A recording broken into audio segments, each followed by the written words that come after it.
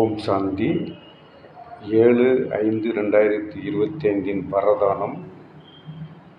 பரிஸ்திதிகளை நல்ல வாய்ப்பு என புரிந்து தனது நிச்சயத்தின் அஸ்திவாரத்தை வலிமையுள்ளதாக ஆக்கக்கூடிய ஆடாத அசையாதவராக ஆகுக.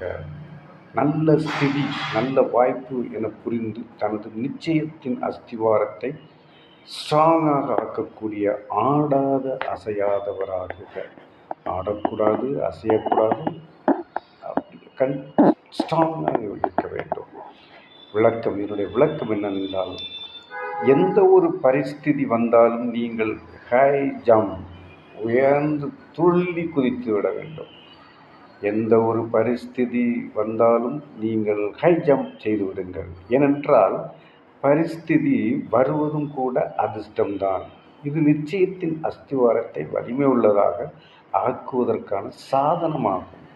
எப்போது நீங்கள் ஒரு தடவை அங்கதனுக்கு சமமாக வலிமை உள்ளவராக ஆகிவிடுகிறீர்களோ அப்போது இந்த பேப்பர்களும் நமஸ்காரம் செய்யும். முதலில் பயங்கர ரூபத்தில் வரும், பிறகு தாசி ஆகிவிடும். சவால் விடுங்கள். நாங்கள் மகாவீர்.